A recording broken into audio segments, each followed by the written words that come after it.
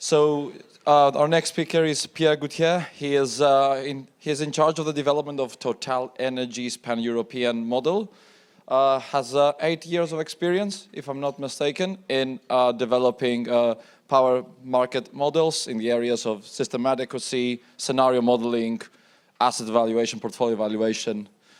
Pierre, the floor is yours. Good afternoon, everyone. Thanks a lot, Dimitris, for the introduction. So, as mentioned, I'm a power market modeler and in charge of the development of our European power market model for mid to long-term outlooks.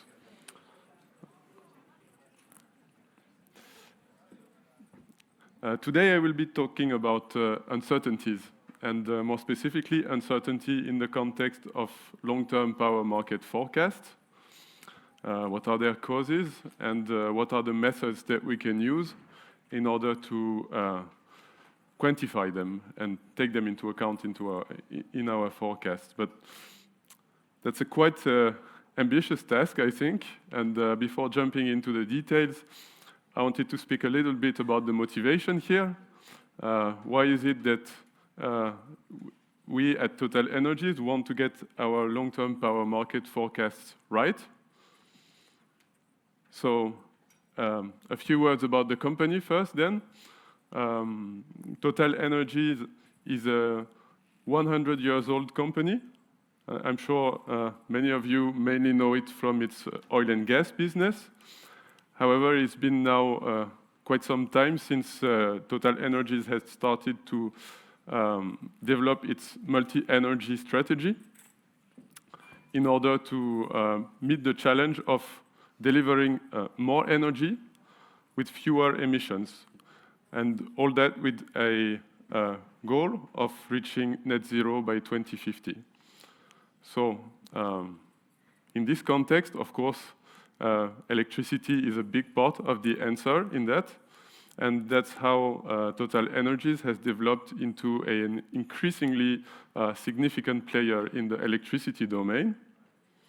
And well, as a short illustration for that, I wanted to show you this map of our current global portfolio of renewable electricity generation. So now we are close to having a portfolio of 100 gigawatts of renewable capacity, either in operation, under construction, or in development. On top of that, TotalEnergies has an objective of generating 100 terawatt hours of electricity per year at the horizon of 2030. And we also have an integrated power strategy in which we also have retail activities and investments in flexible power generation. So back to our problem of long-term power market forecasts. When, as a company, we invest in assets that are going to be there for the next 30 years, one way or another, we have to try and assess what are going to be their revenues throughout the lifetime. And not only do we want to know what's going to be the most likely outcome, but we are also interested in knowing what will happen. I don't know, if the demand doesn't pick up, if the gas prices go through the roof again, or and overall, what are the probabilities of any of these things happening? When we are also building a portfolio, we want to do it in a smart way and end up with a risk-reward profile that we are happy with.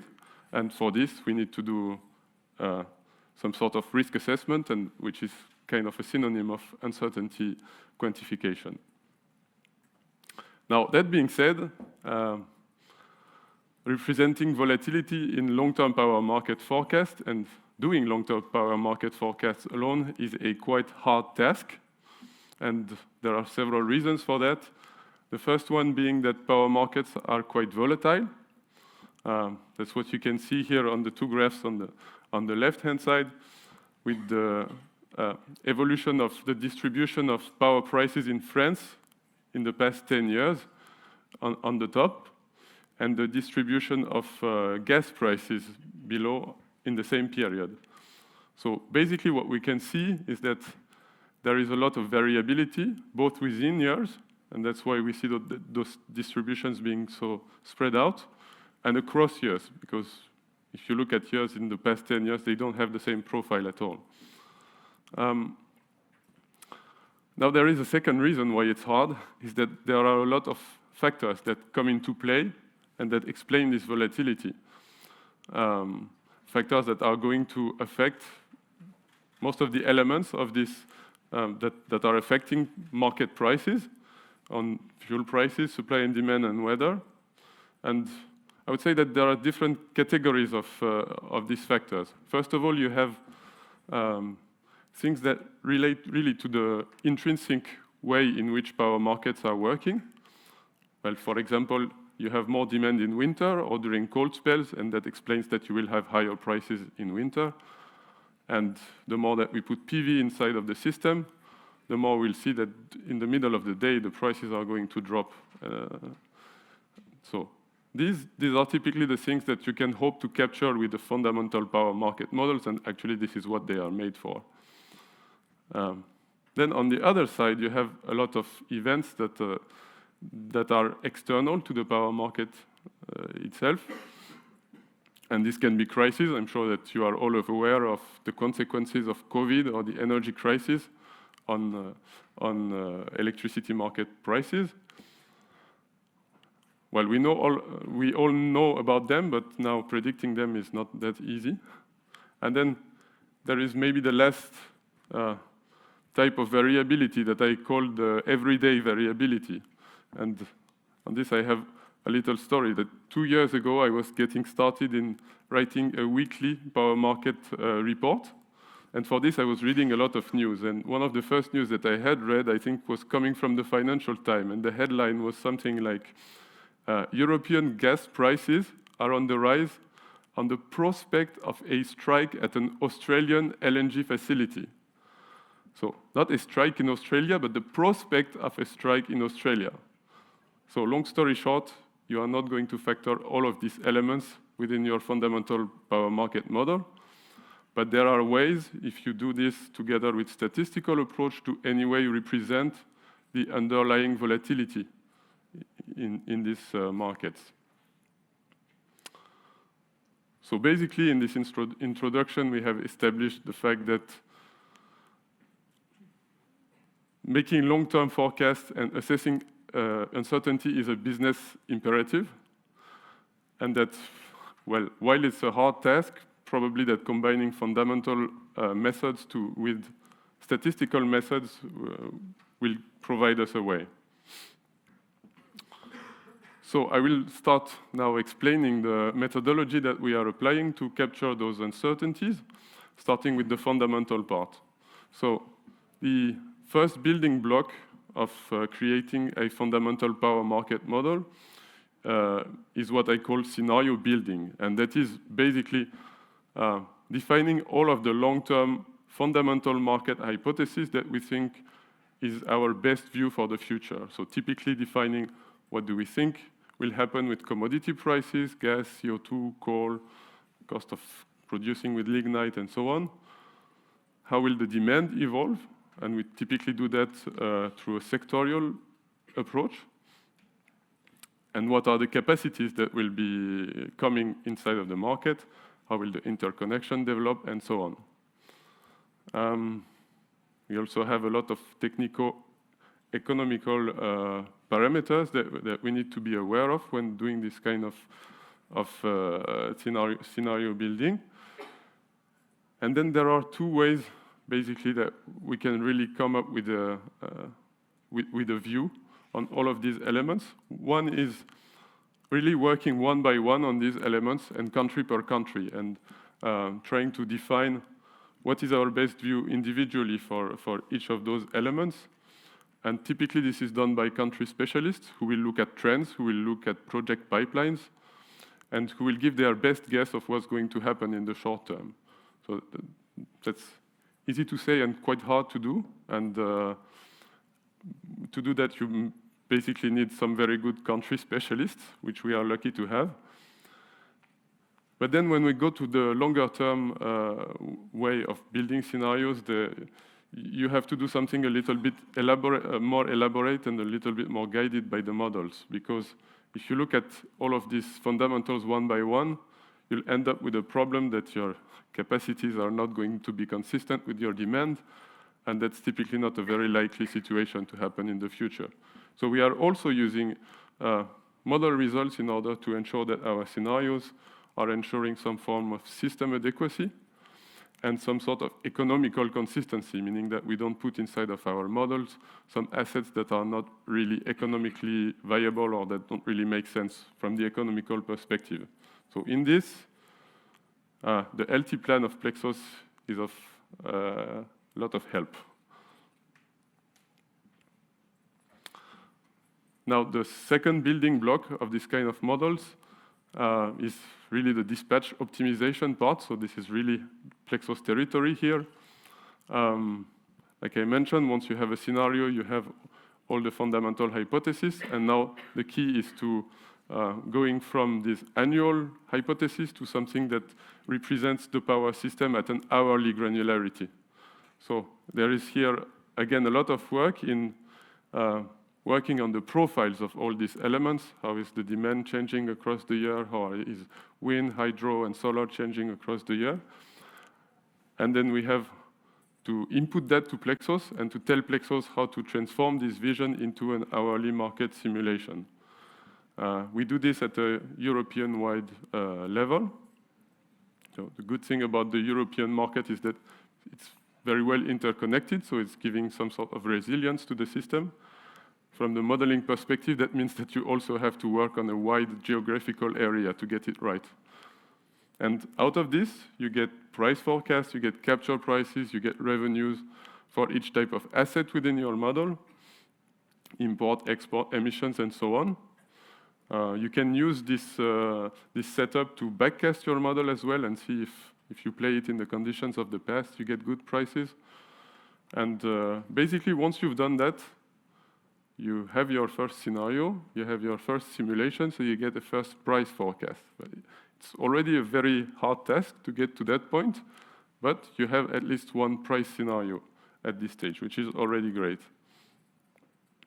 Now, like I explained in the middle, we are not going to be very happy with only one price.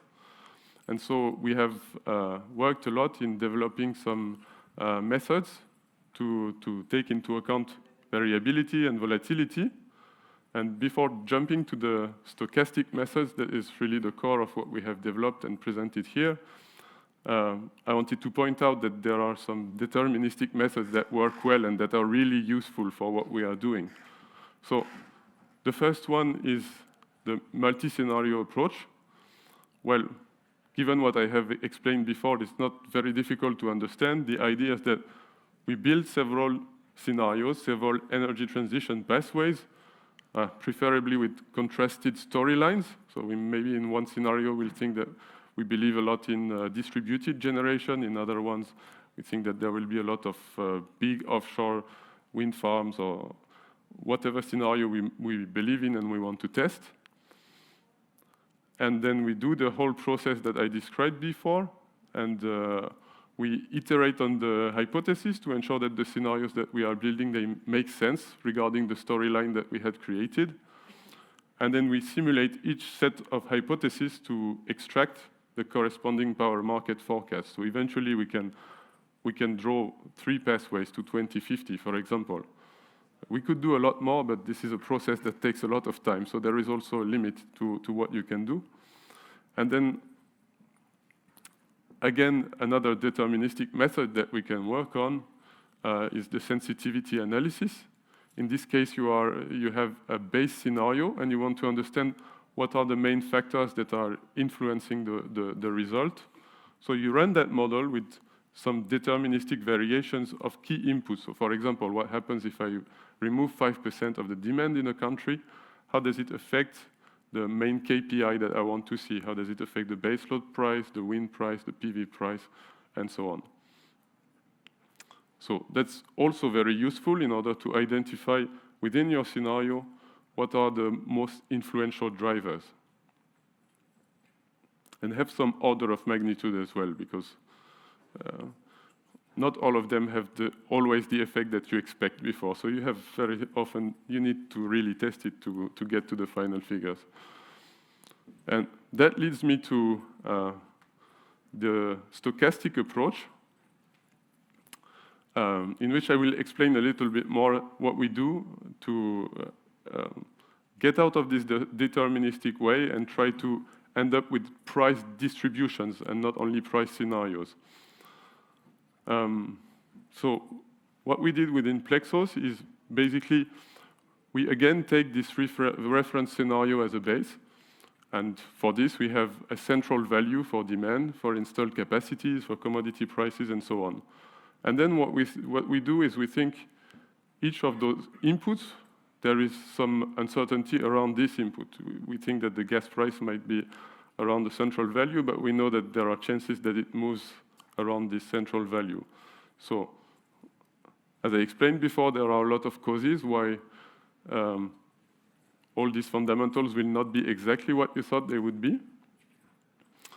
And so for each one of these type of inputs, fuel prices, supply and demands, and exogenous variability, so mainly weather and outages, we defined a method. So for example, for fuel price, we look at the historical curves, we look at the historical volatility, we look at the implied volatilities in the commodity futures, and from that we draw some probability distribution, which is what I represented here, and this will be centered on the value of our reference scenario, but it can go a bit below or above, or sometimes far above. For supply and demand, what we really want to catch here is the fact that sometimes there is inadequacy between supply and demand. Sometimes we'll end up in a situation where you have too much capacity compared to the demand, or the opposite. And this will have a huge impact on your price outcomes. So same, we looked at the historical demand data. We saw how it can change from one year to the next. We developed a methodology to look how announced capacity can have some delays and draw some distribution of probability around that. For climate, we have a climate database of around 400 climate years, and we can draw samples from there as well. And finally, the way that it works is for each type of input, we draw random samples from their defined distribution. And from this will differ a little bit from our reference scenario, and we will put those inputs into our PLEXOS model, which will give one sample of hourly price, of revenues, and of dispatch results overall. And then once you have that, you have a method that you can replicate as much as you want. And this is what we do. We repeat this sampling of our inputs. So we draw again some random samples of each of the fundamentals, and we repeat this until we have a sufficient convergence of our distribution. And in the end, we don't have only 3 scenarios, but we have a lot of sample trajectories which can help us understand a bit better what are the possible outcomes in price and revenues. We can also look at the 2 methods at the same time and look how the revenue ranges of our different scenarios compare to some probability metrics, and finally give the price distributions to the team within TotalEnergies who are working on portfolio optimization, asset valuation, and so on. So finally, in order to capture uncertainty, we have explained 2 different types of methods. Some of them are deterministics. It has its advantages to work on deterministic methods because you have a clear identification of the key drivers behind your power prices. You can run some what-if analysis explicitly. What if the demand stays at the level of today? You can run some stress tests, and the overall advantage is its explainability. And then you have these stochastic methods that I explained, and really you have a higher coverage of the uncertainty drivers and the range, it's really the way to go if you have to do some quantitative risk assessments. And well, there are a lot of applications of all this within TotalEnergies, and well, we have been working a lot on this PLEXOS model, and I'm sure that we'll have a lot of other application within the company in the future. So thanks a lot for your attention, and I'm happy to answer any question.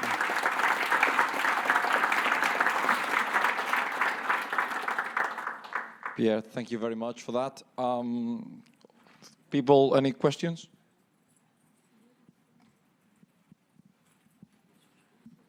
Yeah, thank you, Felix from 50 Hertz. Thanks for starting to go the stochastic way. It's always a pleasure to see someone like you using this stochastic functionality in PLEXOS especially. You mentioned the distribution of probabilities. So could you elaborate a bit more on like to what extent you really like these kind of drawings you mentioned are independent? Yeah, for example, usually what we see like in a high demand scenario, it's usually not combined with like high commodity prices. Yeah, for example, in an energy crisis, we had high commodity prices and very low demand. So to what extent also like, for example, weather data, yeah, if you have a very like mild weather year, you also have a very low demand. So to what extent is it really like your methodology? Yeah, is it really independent? So that's my question. And how do you come to your distributions of probability? Thanks. Well, thanks a lot for the question. Yeah, that's a really important point here. First of all, regarding the weather scenario and the demand, what we draw as a probability regarding the demand is its annual value under normal weather conditions. But then when we draw a sample of weather years, then it fully applies. So that would not really be a problem in our methodology. Then we also are very conscious about this problem, and that's why, for example, we draw I put supply and demand together in the same box here, because we also know that it's very unlikely that we will end up with a situation in which the demand keeps going up and the capacity doesn't come, because there is a market opportunity here. So it is combined, and I think the strength of this methodology is that we are starting it on the basis of a reference scenario, which itself has good correlation between inputs. So what we are really modeling is deviation from a reference scenario, which overall is consistent in itself. But anyway, even in this sampling, there might be some correlation, and we do our best to catch it. But I mean, that's a very interesting topic to dig deeper. Anybody else? Any other question?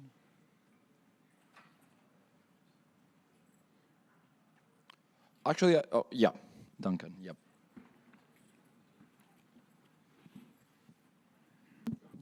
Hi, Duncan Irving, Equinor. A cultural question. My background is oil and gas reservoir modeling. This looks a lot like the oil and gas workflow, especially the stochastic part. How much did you draw from TotalEnergies' experience in that world? Because they invested decades into that. Or have you reinvented this? I think that from the indicators that we draw in the end, of course, the decision maker within TotalEnergies are also exposed to the oil and gas world. So I'm sure that there are metrics that they look for because they have worked in the oil and gas business, and that we try to reproduce for them through probabilistic approach. So I would guess that this is the link. Then the whole methodology itself, we really built it, I think, from a power perspective, because I think that this is the way to go in the power market as well. But you have the enterprise data management, all of that is formalized within TotalEnergies, so you've got a great foundation to build the new world on. Yeah, I think that a lot of things are, in terms of decision making in the power markets, relate a lot with the investments that they have to do in the oil and gas business, for sure.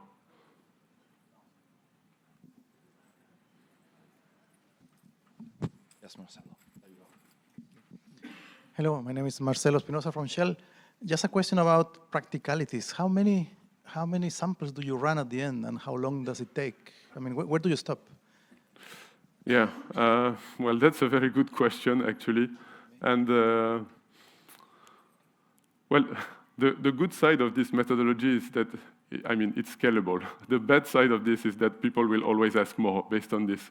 And you will reach the technical limits either in terms of data management or in terms of running times. So nevertheless, we run hundreds of them for each of the targets here that we are looking at. And I will not give the exact number, but I mean, and it changes all the time, but it's in the range of 100 to 1,000. And that's what we've observed is necessary to reach the convergence that we want, so that the results are not influenced by just the randomness of the sampling.